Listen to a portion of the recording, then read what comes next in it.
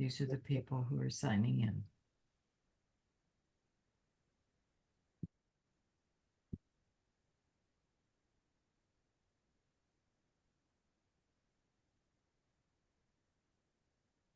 Uh-uh.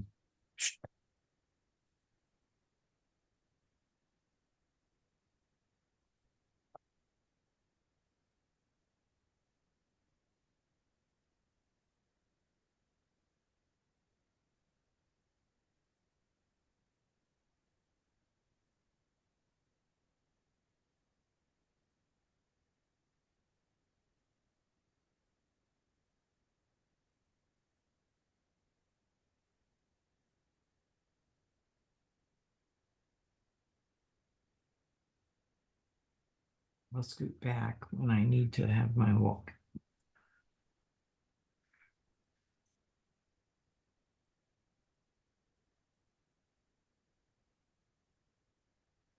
I think that's their attorney.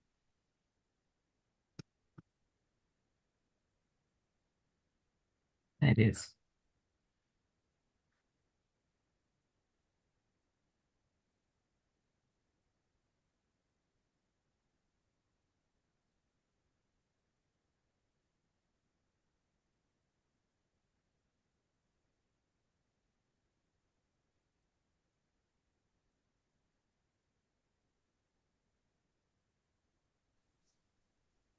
We'd like to call this special meeting to order of the mayor and council of the city of Douglas, Arizona, October 30th, 2024 at 5:30 p.m.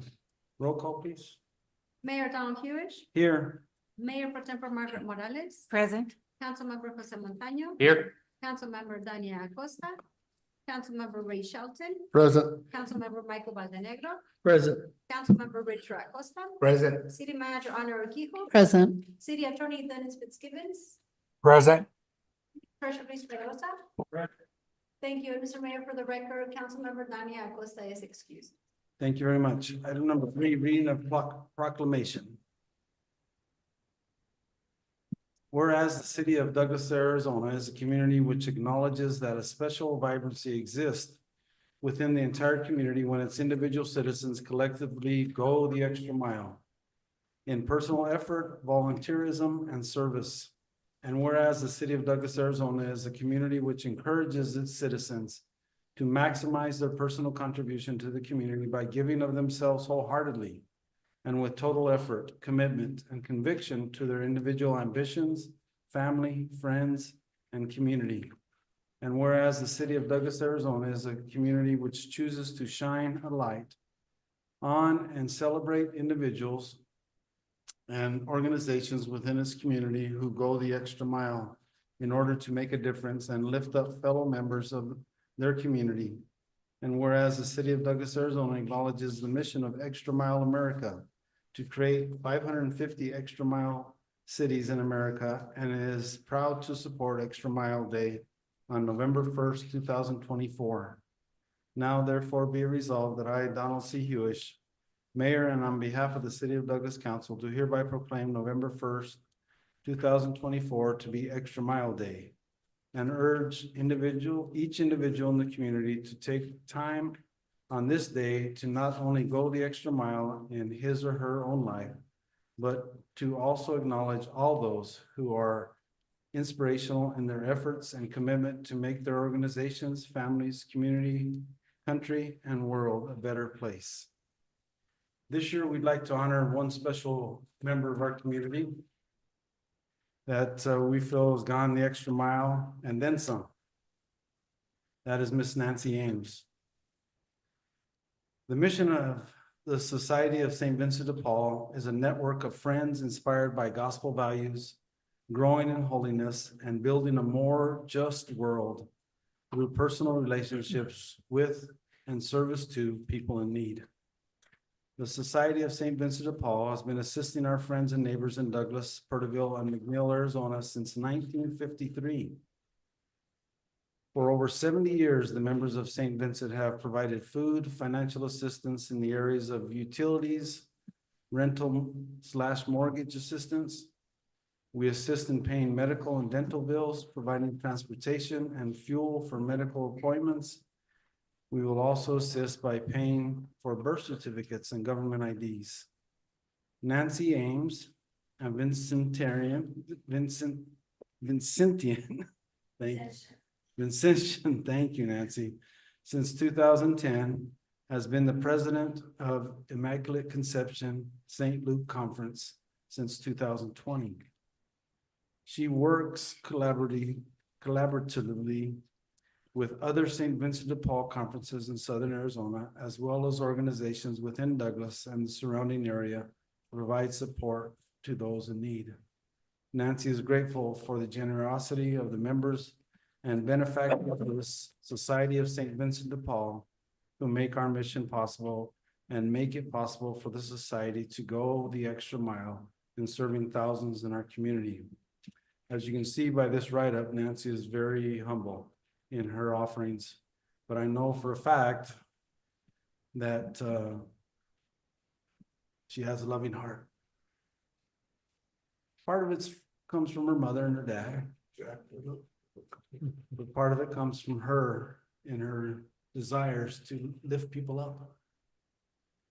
And so, Nancy, we'd like to, I know you don't like it, but we'd love to honor you tonight or as our citizen that goes the extra mile in Douglas, Arizona. Nancy Ames.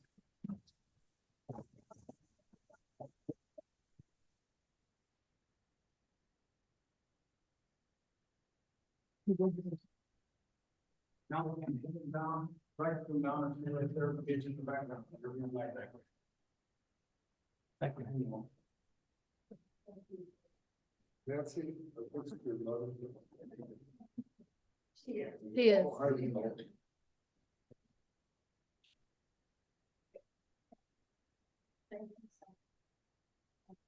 Thank you for all you do to support St. Vincent and what we're able to do to help those in the area that are in need, and we're grateful for able to do that. So, Thank you.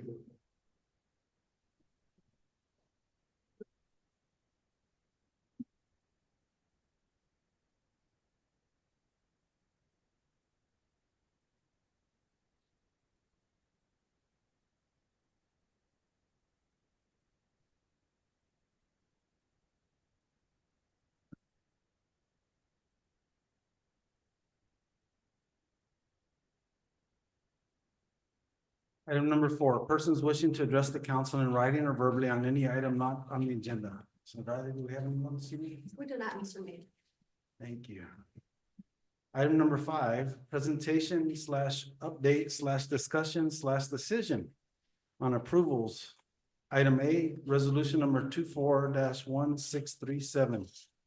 A resolution of the mayor and council of the city of Douglas, Cochise County, Arizona, authorizing the city of Douglas to accept grant funding from Walmart in the amount of $5,000 as part of their fiscal year 2024 community grants program.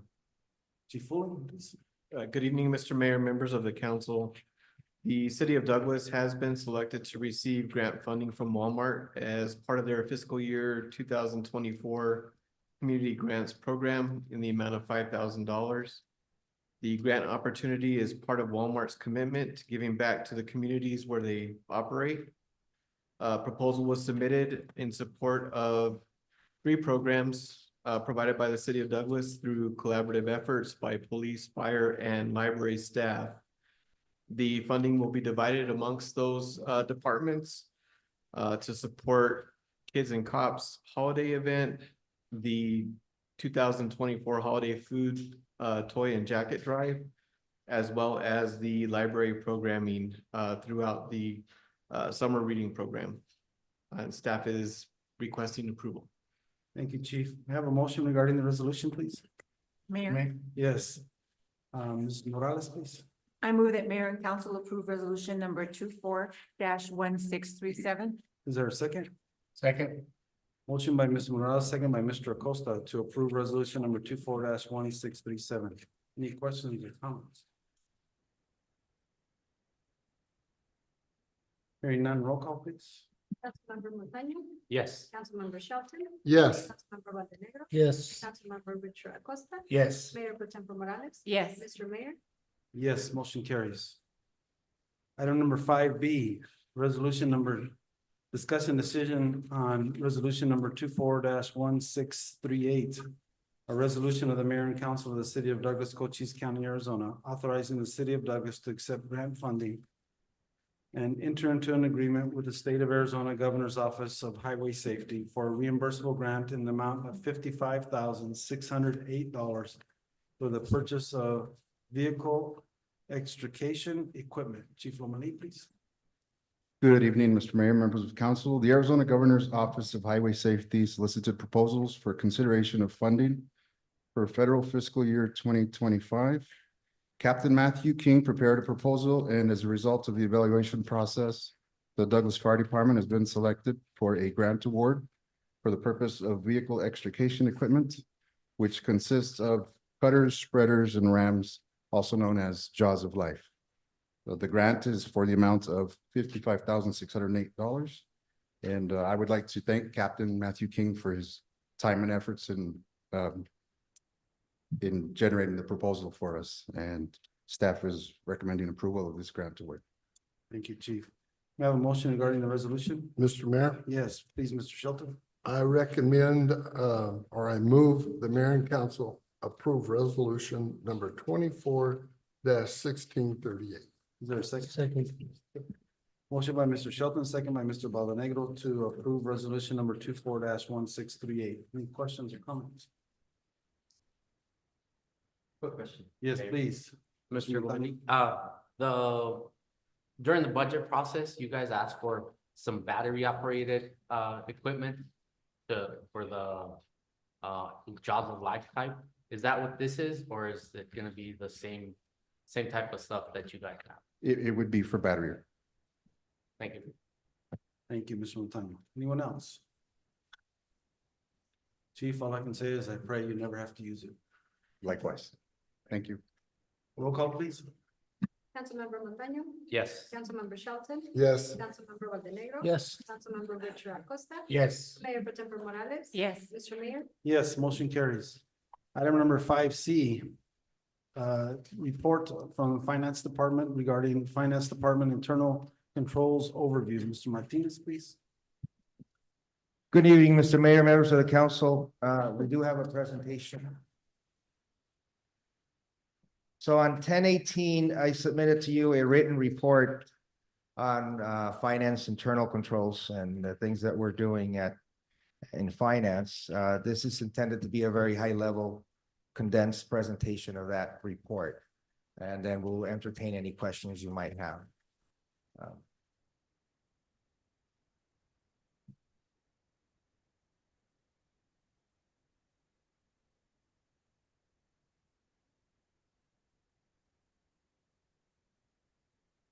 Go to slide number 3, please, Hoy.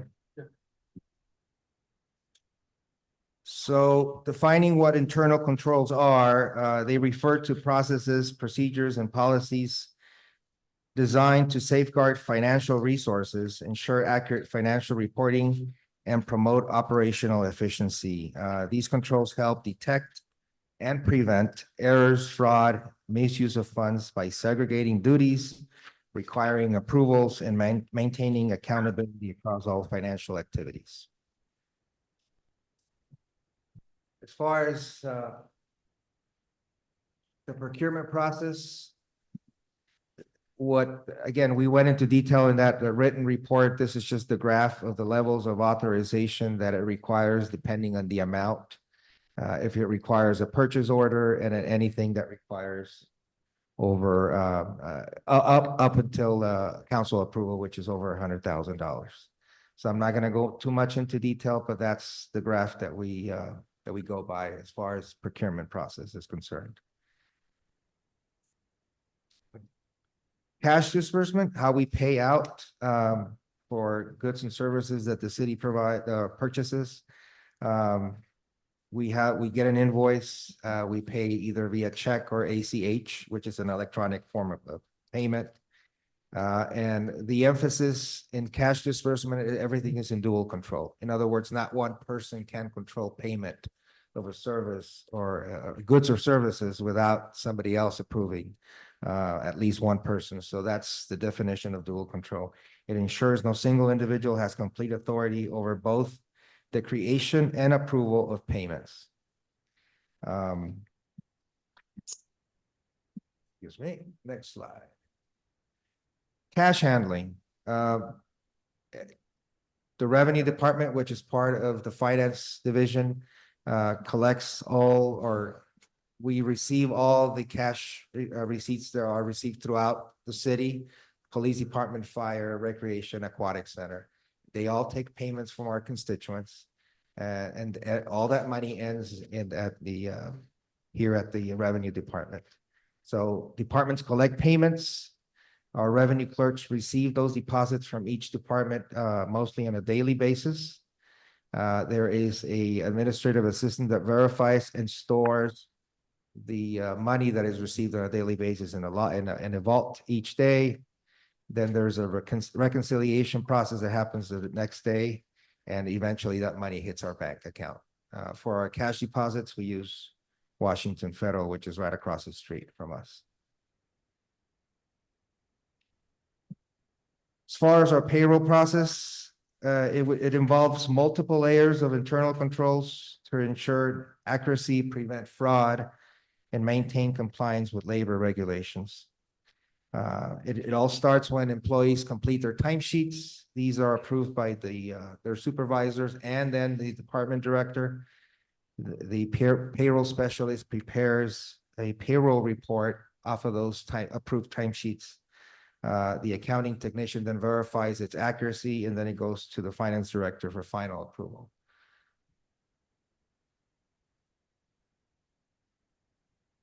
Monthly bank reconciliations. This is a process that compares our internal ledger with our bank statements.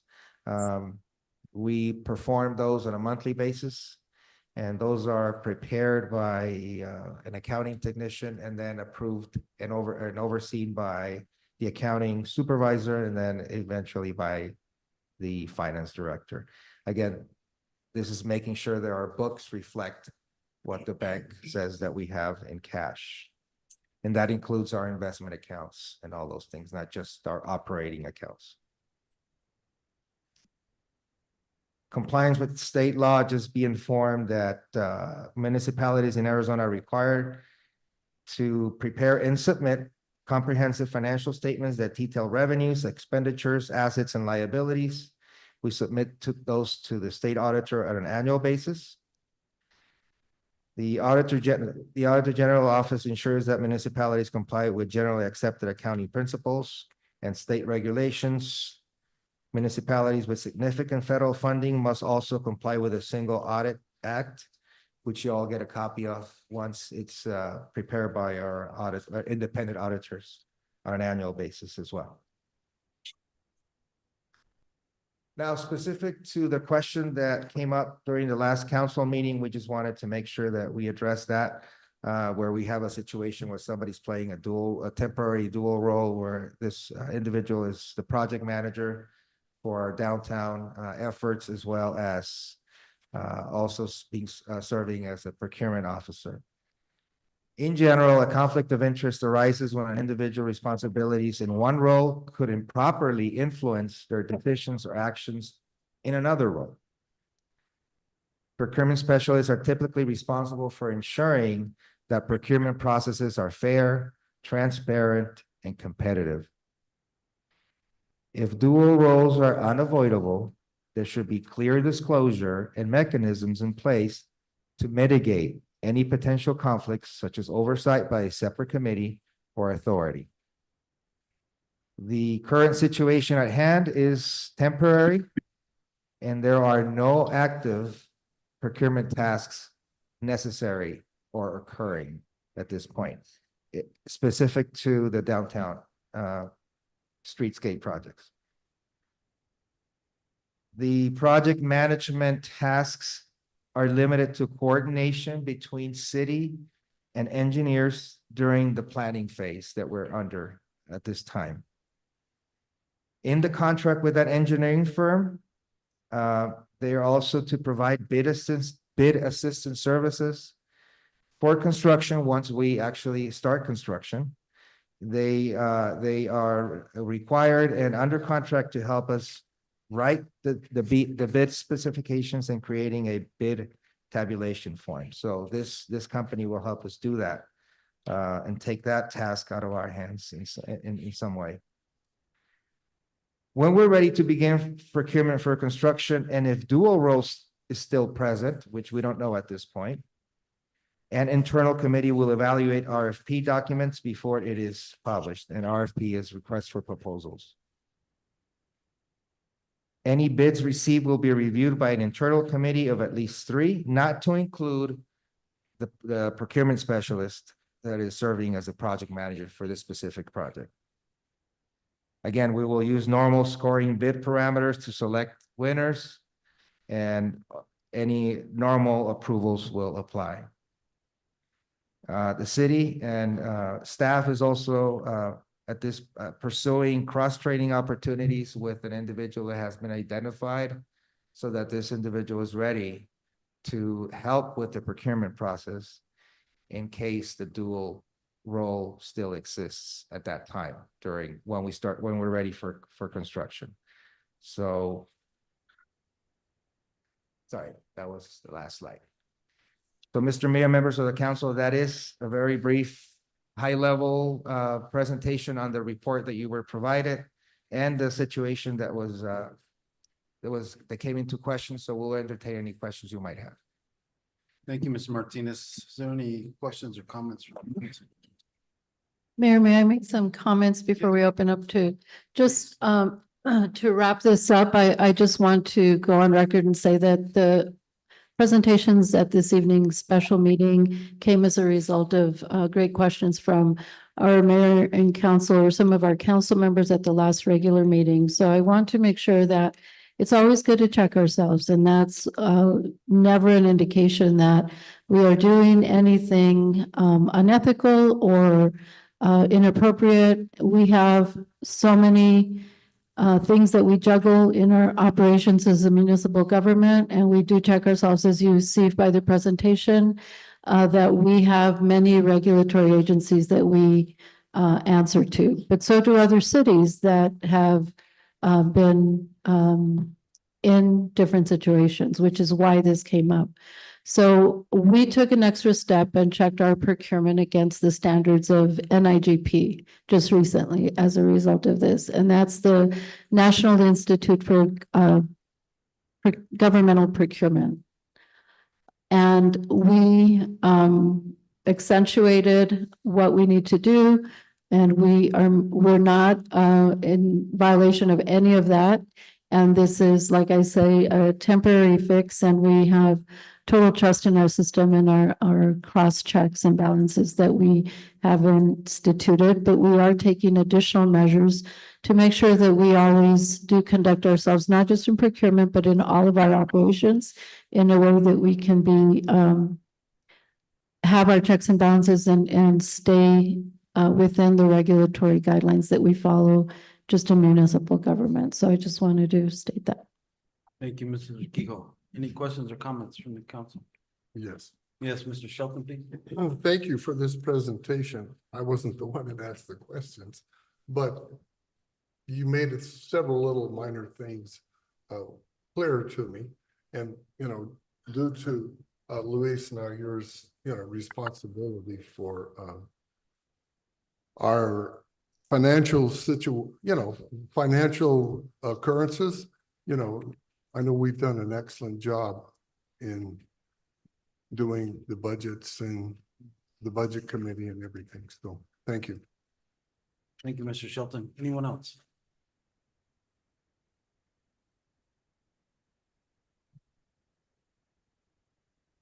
Will the detailed report be available to the public, should they want to see that? The city council report, or CCR, I believe, is on the finance page of our website. If it's not already, we'll make sure that it gets uploaded to that area.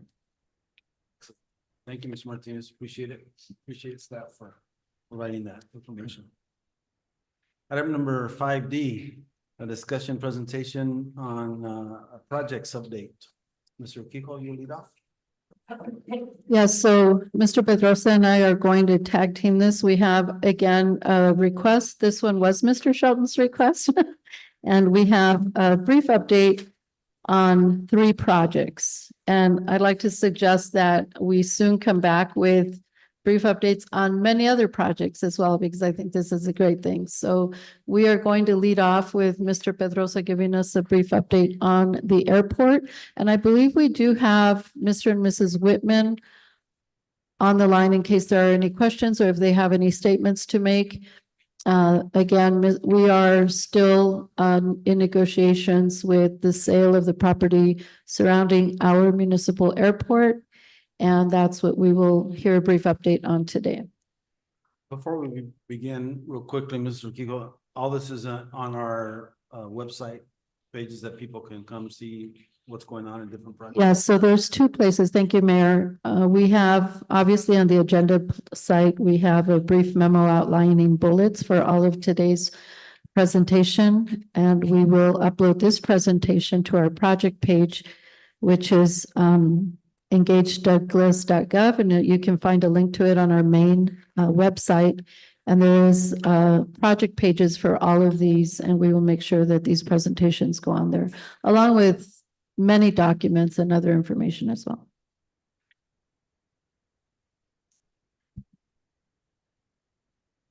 Thank you, Mr. Kiko. Yeah, this is our first update, the Douglas Municipal Airport. So the first topic here is the land development around the airport. And as Mr. Kiko mentioned, I believe we have Mr. Jim Whitman on the line and Pat Palmer as well to provide any further updates. I'll open it up. I'll just run through this and I'll open it up to them and any questions you may have. So we have received from them a conceptual design for the acreage that the council has approved the sale of those parcels for the land around the airport. Basically, phase 1 is the northernmost section, includes the construction of 23 hangar homes. Phase 2 is the one on the west side, includes the construction of a restaurant, hangars, 4 luxury hangar homes, and pilot facilities. Phase 3 would be the larger section, triangle shaped section to the east, and that currently is would be a luxury RV park and a commercial / manufacturing facilities in there. Right now, what we are considering right now is the contract amendment. That's an item that we're still negotiating with the buyer. That would include the previous update that we provided the council that included the different height restrictions around the airport, making sure we enveloped the restrictions from ADOT of construction around the airport and other different factors that we went over. And also the buyer and the city are currently communicating on some zoning as well as utilities around the airport. So we're trying to and provide answers to those questions as well. And basically bring back that contract amendment that would basically execute the sale of those parcels. We hope that the closing date would be February of 2025. That's when we expect to do that. Just the next slide is a conceptual design.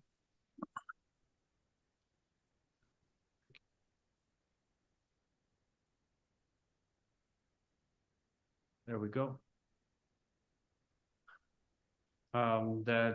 This is basically a rendering. I hope you can see that. That's the northernmost parcel adjacent to the airport park. That's where the 23 hangar homes would be constructed. You can see just the taxiways as well as roadways to access the properties, as well as access to the runway.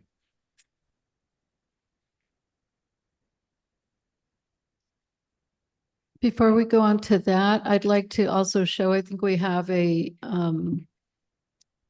document that's a brochure that under the conceptual design, you can either click on conceptual design or there it is. So I wanted to just share with you, and Mr. and Mrs. Whitman, if you're on the phone and you can speak to this, this is a brochure that they've taken upon themselves to create to sell their prospective plans to future buyers. They attended a festival, Oshkosh Festival, say that 3 times fast. And they use this as a prospect of what plan they're pursuing and all of their development plans for the airport. So I just wanted to show this so that you can also see their commitment to this project and all the work that they've put into the development and vision for what they would like to bring to our community. Can you hear us, Mr. Whitman? Yes, can hear you fine. Good evening. Good evening. I thought you could share your experience at this Oshkosh Festival you attended. I'd be glad to. Pat, my wife Pat, and I went to Oshkosh. I've been to that air show many times, and they have 600,000 to 700,000 people come through there in 1 week. So it's very intense, a lot of exposure, aviation people. And so what we did, by the way, my son and his business partner in Minneapolis are involved in this project with us. And we're all pilots, so it's a pretty good fit. We all went down to Oshkosh, and my son flew his airplane in. And what we did is we had a bunch of T-shirts made, and we wore them around out there on the grounds. And we had our City of Douglas caps on, and we got a lot of exposure. It was real interesting because those caps, they say City of Douglas on them, but they don't say what state it's in. And maybe you guys did that intentionally, but it worked out really well because they'd come up to us and say, "Where's Douglas?" And then we would get to enlighten them about the City of Douglas and the project that we're planning on doing down there. The response was really, really good. A lot of aviation people, the ones that we're targeting for this air park, they like the fact that the runway is long. 5,750 feet is a pretty good long runway. It's longer than any air parks that I know of. And that's a big plus because we're targeting clientele that have corporate jets all the way from Gulfstreams down to Citation jets. And this runway is a big asset for this. Well, we couldn't do it without a runway like that. So it was all good. As we all know, we aren't in a position where we can sell anything down there because we don't own the property. And we want to get that done complete this purchase, like Louise said, and we want to get it done as soon as we can. And we are hoping that we can get it done by February. We have, we engaged Cawley and Associates, which is a large architectural firm up here in Mesa. And they in fact did these drawings and did the brochure. And they're still working on some other things for us on that development, but we've got a lot done. We also been in discussions with Kimley Horn, and I know that the city has done a lot of business with them. They have given us a proposal for the first development of this property, and they're helping us with the utilities and different things that developers need to know to proceed on this. So right now, we're really excited about it. We still are. We always have been. We think it's a great opportunity, not only for us and aviation people, but also for the city of Douglas. When we get going on this and proceed with this development, it's really going to be an attraction and an opportunity for a lot of different types of people to come into Douglas from all over the country, and actually probably the world. In Oshkosh, they have an international contingent, a big international contingent that comes in there from all the various countries. And we had interesting discussions with them about their possibly being involved in this hangar home project. And it's really nice that it's actually located where it is, this project, because international flights hopefully will be able to come in and use the airport, and it's going to be a real good fit. So we really are excited about it. Thank you, Mr. Whitman. If anyone has any questions, I'd be glad to try and answer them to the best of my ability. Anyone from the council has a question maybe for Mr. Whitman? Mayor? Yes, please, Mr. Montano.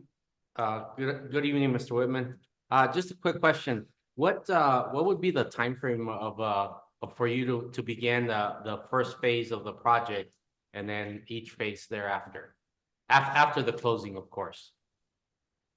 Well, our intentions right now are to start with 4 large luxury hangar homes on the southwest triangle.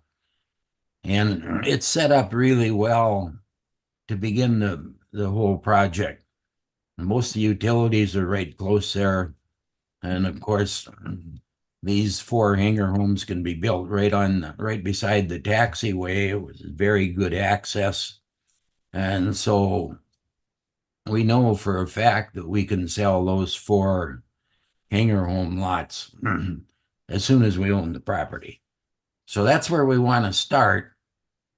We're very interested in getting a restaurant on that same parcel. And we have design work being done now. So the restaurant will also incorporate a fairly large hangar in the same building for aviation people, and a large Gulfstream, like a Gulfstream 650 or 700, wouldn't be typically in a hangar room. It's too large. But we need to have a few other hangars, larger hangars for that type of aircraft. And we'll probably have one of those incorporated in with the restaurant building. And it's going to be first class. It's going to look really, really nice. So soon after that, we want to move on to that northwest corner in those 23 lots. And we're planning a swimming pool area, recreation area in there. It's a great location because it's right right by the city park and the ball diamonds. And so when we see this all come together, it looks like it's just really going to be a nice fit for everyone. Thank you, Mr. Whitley. Thank you. Anyone else? Yes. Yes, please, Mr. Shelton. Yes, this is Ray Shelton. I've had the opportunity to talk to you twice, once in a meeting here, then once out in the hall. I remember. Yes, and tell your wife hello. But what you're doing is, this is going to be very strategic in planning for Douglas's future. And I appreciate you getting the interest in Douglas and be willing to come here, because we are a great city, and this is one of the main things we're looking at right now to help our city grow and be more prosperous than it is today. But thank you very much. Thank you, Mr. Shelton. Thank you. The city on this, we've been on this now, what, Pat, about 2.5 years, or Just about 2.5. from when we first came to Douglas on this project. And in this 2.5 years, I want to say that it's really been a pleasure working with the city. You folks have been so helpful at every turn. And it's really important that we have a good relationship, because we're really all in this together. This project, like I said earlier, it's going to be good for everyone involved.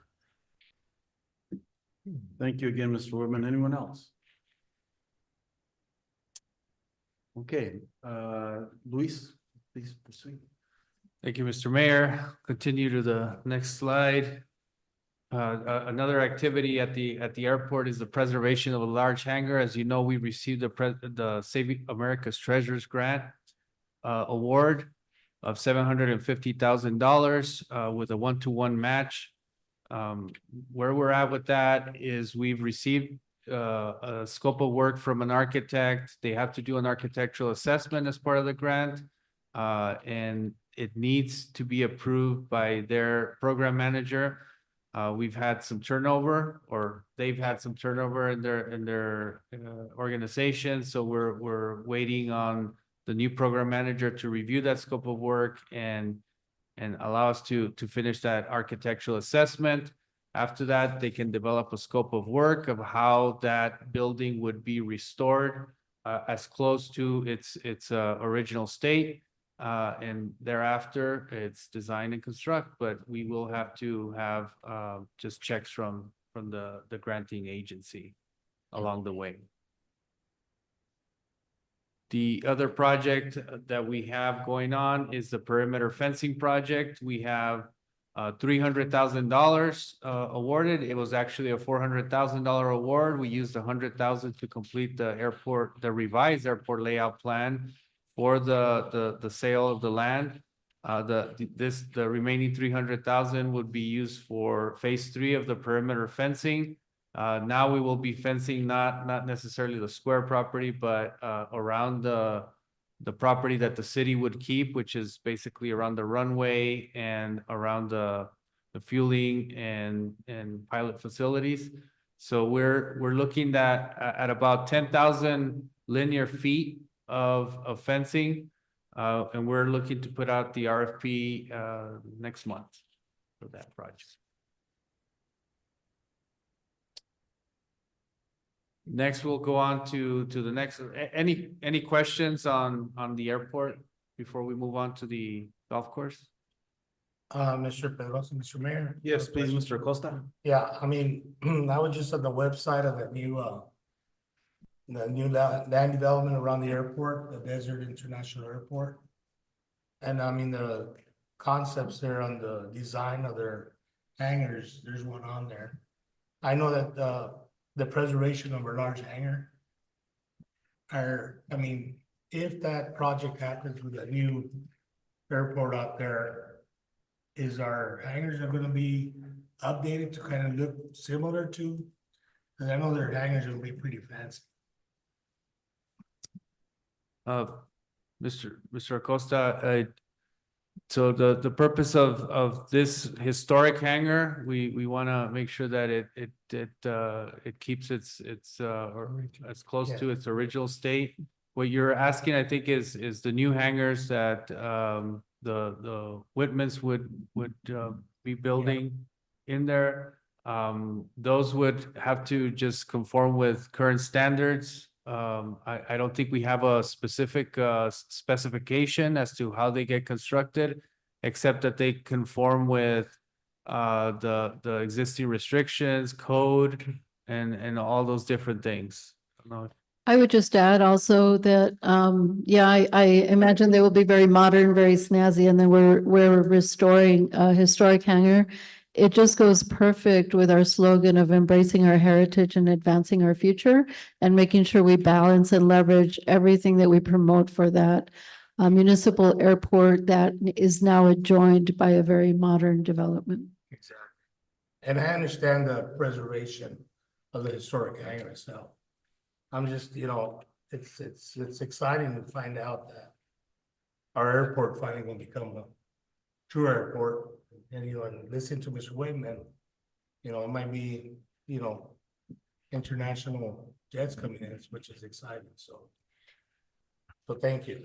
And Mayor, Councilmember Acosta, we have work to do to get ourselves from the perspective of capital improvements in our own municipal airport to match up to what's coming. And so we have that underway already for future budgets, revenue streams, financial plans to come in and make sure that we take care of our property to match up to what we know the investment will be out there. So it's a very exciting project. Thank you. This is just Jim Whitman, and I would like to add one other thing that I've neglected to mention, and it's probably noteworthy. These hangar homes, we're expecting them to be in the neighborhood of $4 to $5 million each on average. So when you run the numbers on it, it's quite a bit of money involved.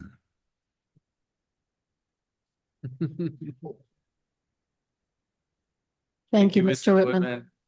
Just another improvement that I'd like to add is we added a concrete apron around the existing T hangars.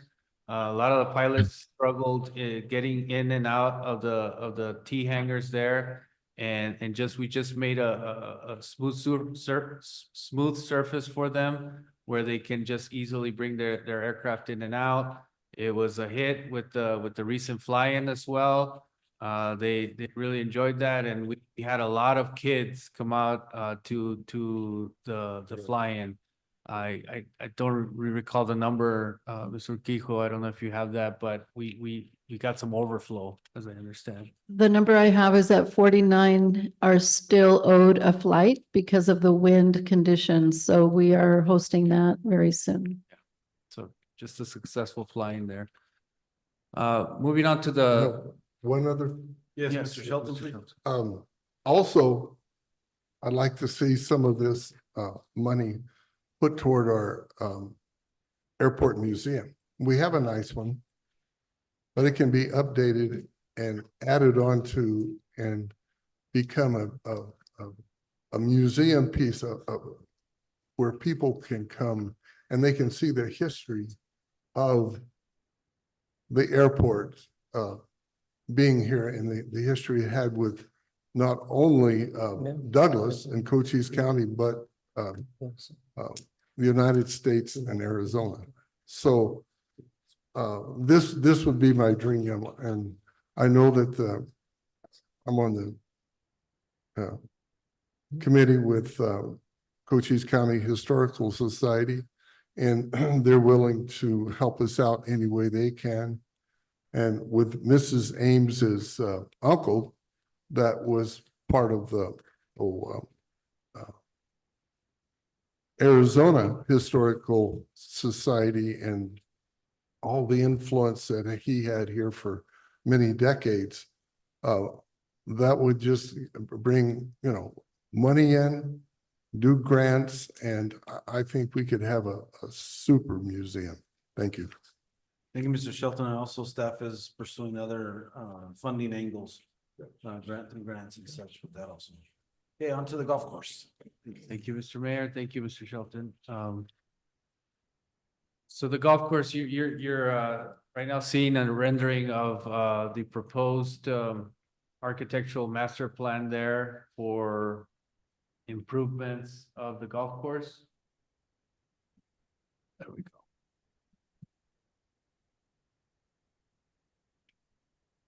So the golf architectural master plan is underway.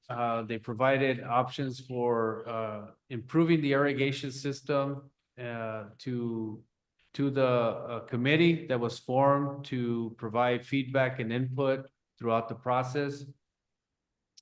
It's been really successful. The consultant basically presented different options for improvements that would align within budgetary figures. So that there was a good discussion there, and the options that were looked at would improve the front and the back nine. The back nine is basically the area that requires a little bit less than the front nine. The front nine does require more involved replacement of irrigation system, and the back nine we're trying to get lucky and find the issue of connectivity with the computer system or the irrigation system, and trying to trace that and hopefully fix that issue. But it just needs that connectivity and some seed, and I think we're back in business there. But right now we're moving to design phase.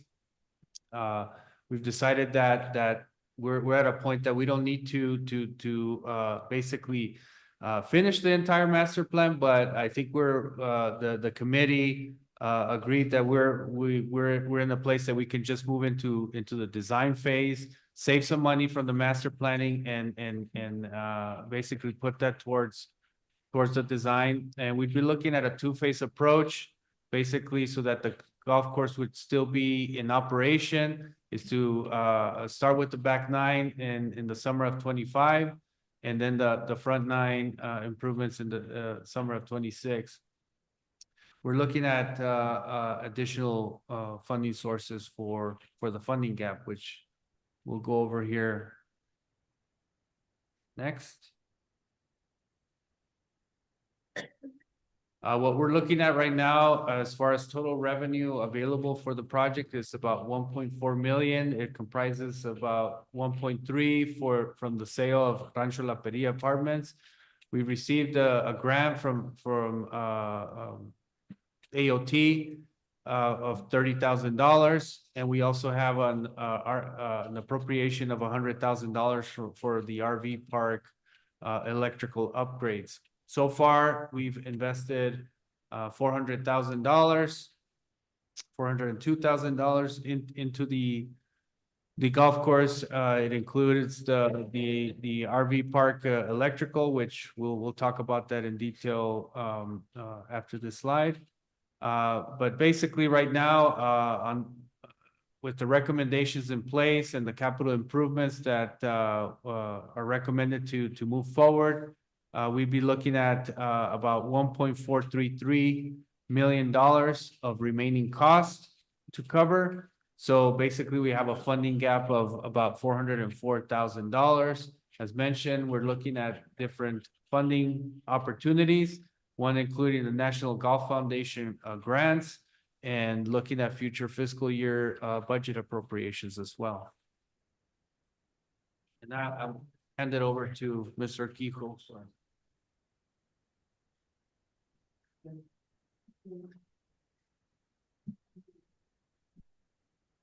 So some of the items that we've been able to already complete in terms of capital purchases are listed here. We have, as you recall, a new golf superintendent.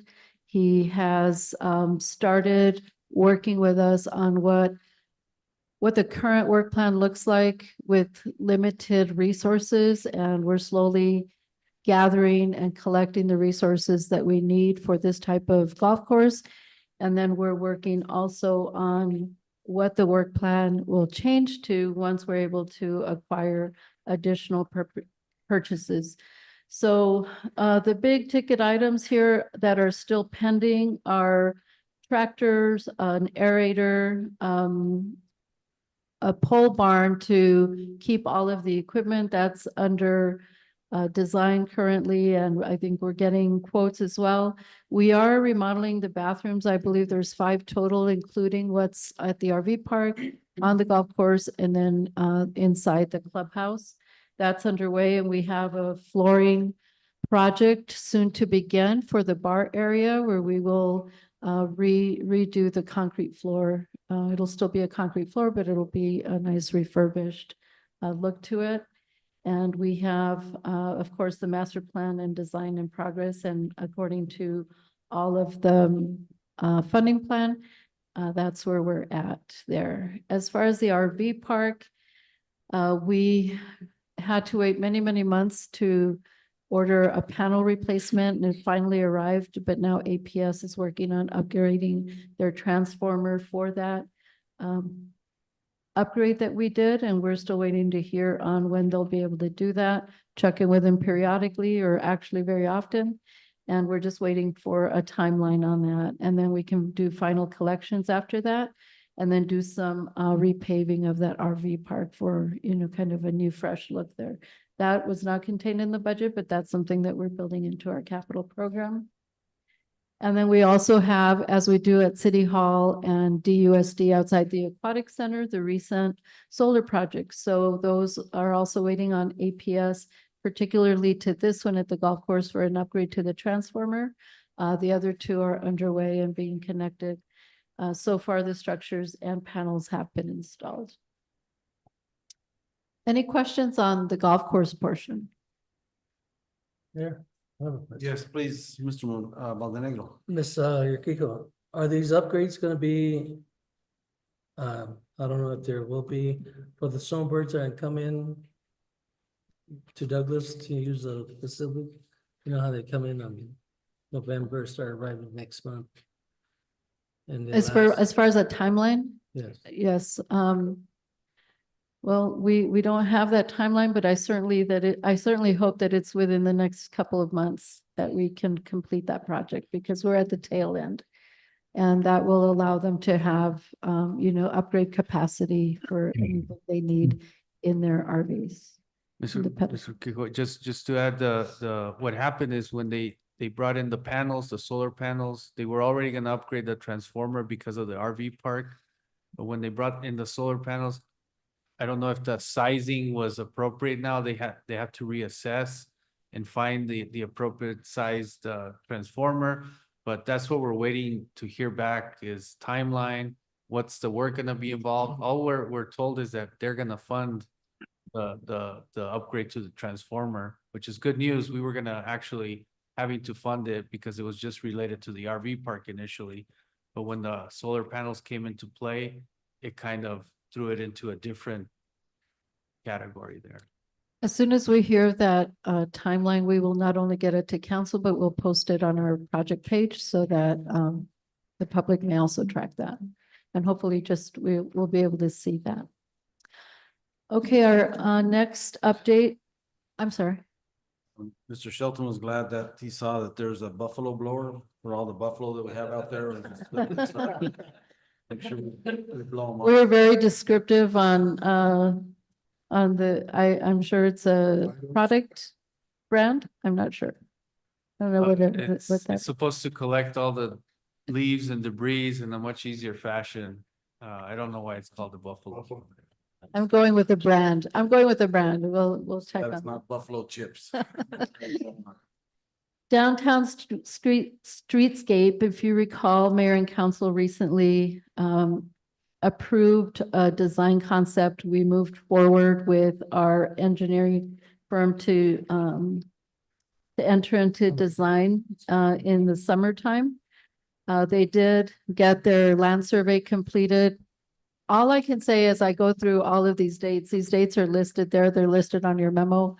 is anytime we're dealing with an engineering project, particularly with one that's using federal funds, there are many steps. And, you know, there's no other way to place that. As you know, even working on our west infrastructure for the commercial port of entry, we've been at it for 3 years just on the design phases, the NEPA process, the environmental review. So that's kind of what we're dealing with in a very smaller scale for a 3-block portion, but we do have the timelines laid out here.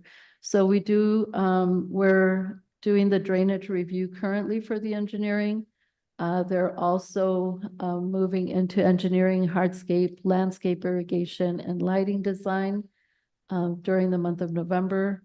We expect the 60% submittal to mayor and council early December. And then it gets to 95% in late January, with the hope to have a final design by March 13th of 2025. The only disclaimer there is we can't finalize until the NEPA process is complete. So those two things have to, they're working on the engineering design to get it done, but the NEPA is completely a separate process. So we're trying to make sure that we align as much as we can, but we do have to wait for environmental clearance. And so we expect to be in just getting that RFP for construction out in the springtime and hoping to be under construction by the summertime. So summer 2025 will be big for the community from, you know, the golf perspective as well as downtown. We are working on the other side of this is not just what we're doing with on the engineering side, but managing all the getting through the hoops of managing a federal grant. So we're doing that. We do have funding secured. We're working, like I say, on the environmental compliance, and there are certain things that we will align with and have to align with as we also work at the same time on the RAISE grant, which is the $23.5 million grant for commercial street resurfacing. And that's why I'd like to come back at a future meeting and provide updates on all of our amazing projects, because these were the 3 requested for today, but there are so many others. And I did want to include, because I know there's been a recent comment on veteran parking, just to remind the community that this project has heard that from all of the different public input that we've had in the past. And what was approved in May or in the summertime did include for the streetscape Purple Heart parking for combat wounded. That's how it was proposed. That's how we approved the rendering. And that's what's underway currently. But throughout G Avenue, as we work on the RAISE grant improvement of the streets, we can also incorporate and stretch that out not only to Purple Heart, but to all veterans. And I just wanted to remind everyone that this is just a rendering of what a disabled parking in any block might look like, along with the Purple Heart parking as well. And that's it for our 3 updates for today. And we're here to answer any questions. Thank you, staff. Any questions or comments from the council, please?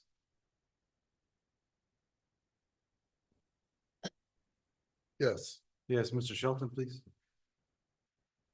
You know, we're doing things that probably should have been done 20 or 30 years ago. And we've had a exceptional mayor and council that we've worked together. But most of all, you know, Anna and Luis and all the other employees, we've kicked in and we're getting things done. So it's my prayer and my wish that all 3 of these will make a better Douglas and will be able to feel like that we're doing something for the community and for everybody in the community. Not only that for Southern Arizona, but that's what I'd like to say. Thank you. Thank you, Mr. Shelton. Anyone else? Hearing none, we'll move on to item number 6, discussion decision to call for and conduct an executive session. Item A, under the authority of ARS 38-431.03, subsection A1, to finalize the annual evaluation and continue contract review for the city manager. May I have a motion to enter into executive session, please? Mr. Mayor, Yes, Mr. I Shelton? recommend we go into executive session to discuss said matters. Is there a second? Second. Motion by Mr. Shelton, second by Mr. Morales to enter into executive session. Roll call, please. Councilmember Montaño. Yes. Councilmember Shelton. Yes. Yes. Councilmember Richard Acosta. Yes. Mayor Pro Tem Morales. Yes. Mr. Mayor. Yes, motion carries. We enter into executive session at 6:33 PM.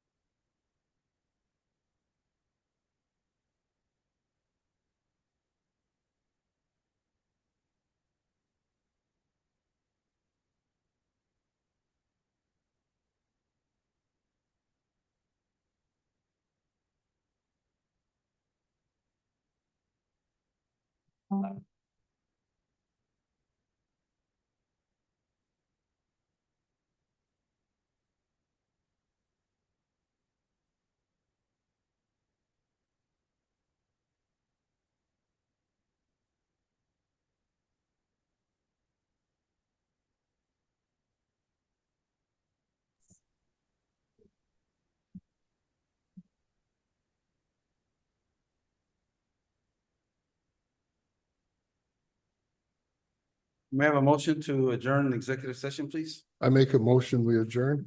There a second? Second. Motion by Mr. Shelton, second by Ms. Morales to adjourn the executive session. All in favor signify by saying aye. Aye. Any opposed by nay? The ayes have it. We come back into regular session at 7:07 PM.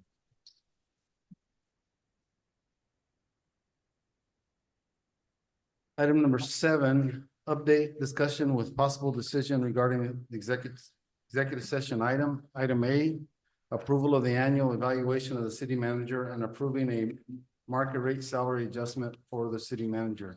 Now a motion regarding the evaluation and the salary, please. Mr. Mayor, Mr. Acosta. I move that the mayor and council approve the annual evaluation for the city manager and set the city manager's salary at the market rate of $175,000. There a second? Second. Motion by Mr. Acosta, second by Mr. Shelton to approve the annual evaluation of the city manager and set the salary at a market rate of $175,000. Any discussion? Hearing none, roll call please. Councilmember Montaño, Yes. Councilmember Shelton, Yes. Councilmember Valdenegro. Yes. Councilmember Richard Acosta, Yes. Mayor Potential Morales. Yes. Mr. Mayor. Yes, motion carries. Item number 7B, update discussion with possible decision regarding the executive session item approval B, approval of employment agreement for the city manager. May I have a motion regarding the employment agreement? Mr. Mayor, Yes, please, Mr. Acosta. I move that the mayor and council approve the city manager's employment agreement for a 3-year period. Is there a second? Second. Motion by Mr. Acosta, second by Mr. Valdenegro to approve the employment agreement as presented with a term of 3 years. Any questions or discussion? Hearing none, roll call please. Councilmember Montaño, Yes. Councilmember Shelton, Yes. Councilmember Valdenegro, Yes. Councilmember Richard Acosta. Yes. Potential Morales, Yes. Mr. Mayor. Yes, motion carries. Item number 8, adjournment. May I have a motion to adjourn? Mayor, Yes, please, Ms. I Morales. move to adjourn our special meeting. Is there a second? Second. Motion by Ms. Morales, second by Mr. Shelton to adjourn our special meeting. All in favor signify by saying aye. Aye. Any opposed by nay? The ayes have it. We stand adjourned at 7:10 PM.